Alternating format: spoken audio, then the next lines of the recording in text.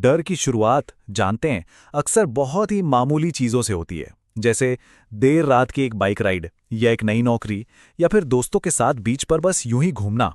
सुनने में ये सब कितना नॉर्मल लगता है ना, है ना? पर मॉडर्न इंडियन हॉरर कहानियों में ये ही नॉर्मल लम्हे खौफ का दरवाज़ा बन जाते हैं। तो आज की इस पड़ताल में हम इन कहानियों के डर को परत दर परत खोलने वाले हैं। हम ये देखेंगे कि आखिर इन आम सी जगहों में डर पैदा कैसे होता है। वो पहली गलती कौन सी होती है जो सब कुछ बदल देती है।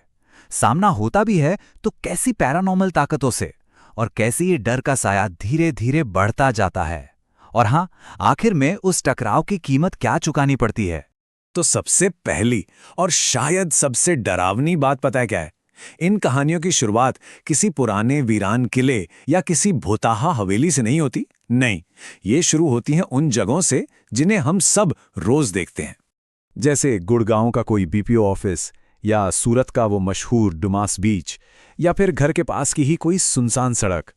ये सारी जगहें कितनी जानी पहचानी सी हैं, है ना?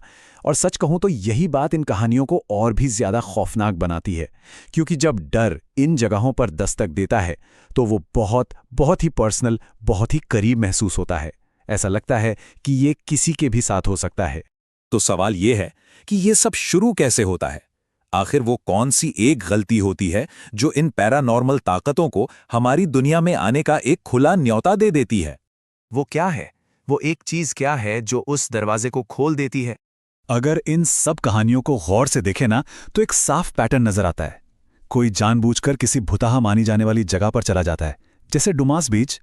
कोई मजाक मजाक में ओइजा बोर्ड से आत्माओं को बुलाने की कोशिश करता है, या फिर कोई अपनी किस्मत बदलने के लिए कोई तांत्रिक साधना कर बैठता है।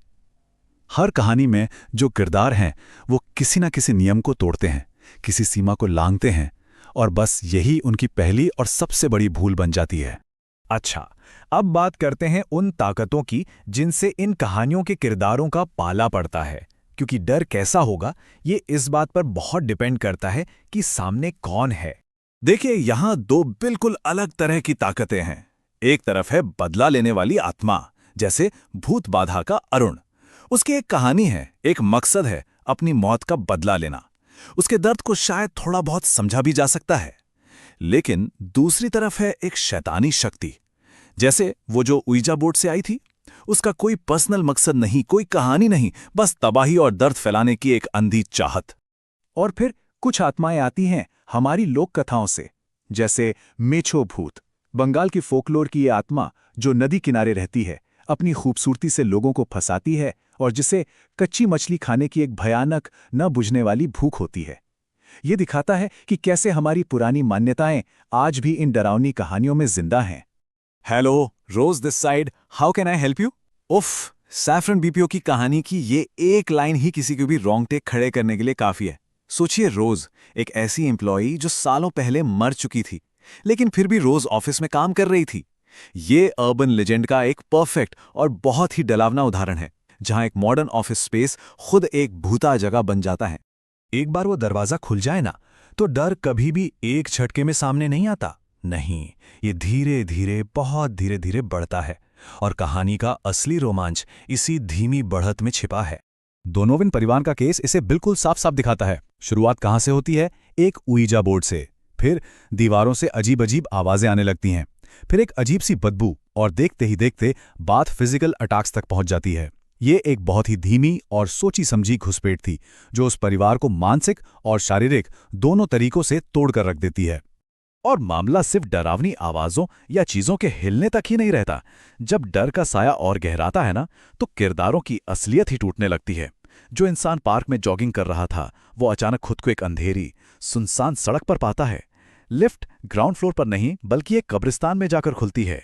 ये एक तरह का साइकोलॉजिकल अटैक है, जहां इंसान को अपनी ही आंखों पर यकीन नहीं रहता। और फिर बदलाव अंदर से आना शुरू होता है। आदित्य, जो पहले कभी ऐसा नहीं था, वो अचानक मांस खाने की जिद करने लगता है। सुगंधा कच्ची मछली खाने लगती है। ये साफ संकेत होता है कि अब वो अपने काबू में नहीं हैं। उनका कंट्रोल अब किसी और ताकत के हाथ में है। हर कहानी आखिर में एक टकराव पर आकर ही खत्म होती है, एक फाइनल कॉन्फ्रंटेशन। लेकिन इन कहानियों में अंत अक्सर वो नहीं होता जो हम सोचते हैं। उस एक मुलाकात की एक बहुत बहुत भारी कीमत चुकानी पड़ती है। मेरा बदला पूरा होगा। ये शब्द है भूत बाधा की कहानी से। जब वो आत्मा आदित्य पर पूरी तरह से हावी हो जाती है ना, तब उसका असली मकसद सामने आता है। और यही वो पल होता है, वो अंतिम टकराव, जहां सब कुछ दांव पर लगा होता है। और जरा इन कहानियों का अंजाम देखिए। आदित्य, हाँ, वो बच तो जाता है, पर उसका दिमाग हमेशा के लिए डैमेज हो जाता है। समर उस ऑफिस से निकल जाता है, लेकिन रोज के फोन कॉल्स उसे आज भी परेशान करते हैं। डोनोवन परिवार उस घर से तो बच निकलता है, पर वो ट्रॉमा, वो सदमा हमेशा उनके साथ रह जाता है। तो इन कहानियों में सिर्फ बच जाना जीत नहीं होती, ये एक कड़वी याद दिलाता है कि कुछ दरवाजे कभी नहीं खोलने चाहिए। 8 साल। जरा एक पल के लिए इस नंबर पर रुककर सोचिए। 8 साल से रोज मर चुकी थी और उसके कलीग्स हर रोज उसके बगल में बैठकर उससे बातें करते हुए काम कर रहे थे।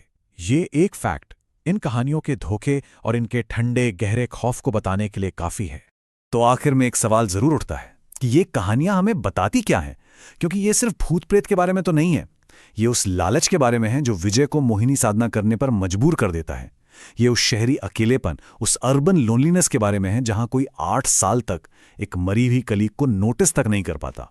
शायद ये कहानियां हमें यही बताती हैं कि सबसे डरावना दरवाजा वो नहीं है जो दूसरी दुनिया में खुलता है, बल्कि वो है जिसे हम अपने ही अंदर के डर को